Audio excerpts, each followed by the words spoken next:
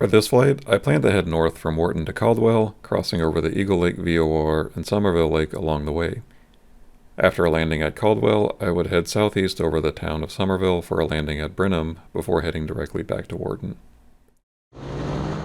Since my last video, I obtained 2 additional Hero 11s, so only my rearward facing camera is a Hero 2.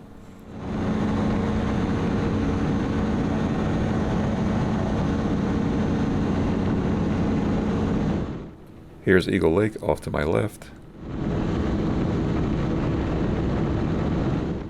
And here's the Eagle Lake VOR. The VOR was decommissioned in 2022, but I still found it useful as a waypoint to check progress. And here's another tree farm just north of Eagle Lake.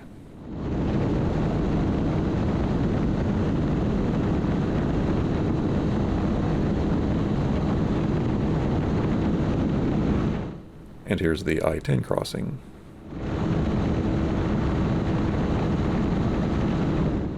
Somerville Lake eventually appeared on the horizon. Rather than go around it, I gained enough altitude for a safe crossing. I've certainly done more intimidating water crossings by this point in my career, but I never take something like this lightly.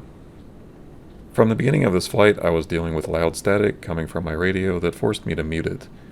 The situation hadn't improved by the time I got within visual range of Caldwell, and I wasn't comfortable flying into new airports without a radio, so I turned back empty-handed. Here's the town of Somerville on the eastern edge of the lake.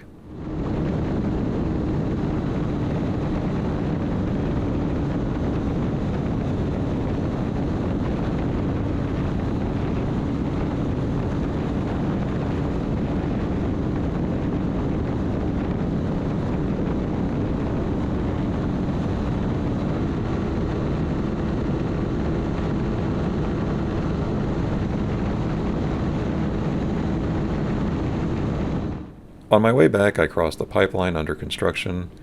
Since it was going roughly in the same direction as me, I decided to follow it and see where it went.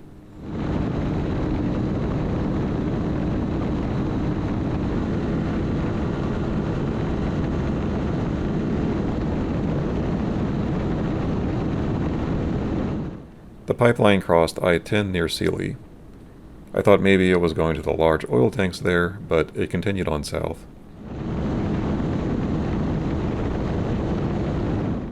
I took a detour from my pipeline chasing to fly over Hennessy Performance Engineering, a high-performance vehicle shop that once boasted the fastest production car in the world and is currently working to reclaim that title. The facility includes its own test track.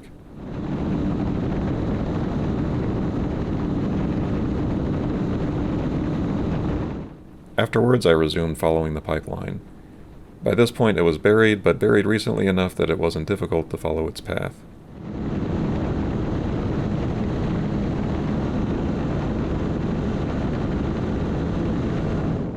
I took another pause from my pursuit for a simulated engine out.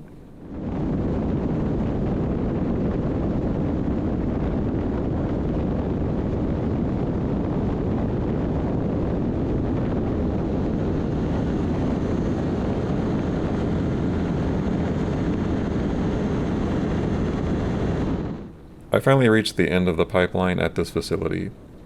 I had to do some digging, but it turns out it's a natural gas compressor station.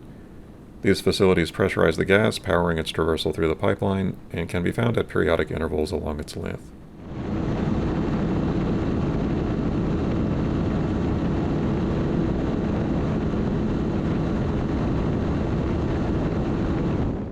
This was my second flight in a little over a week that didn't go as planned, but as before, I had no complaints. Upon landing, I did some troubleshooting and determined the cause of the radio interference was one of the ports on the USB power adapter plugged into the trike's 12-volt socket, which I was using to power my cameras and mobile devices.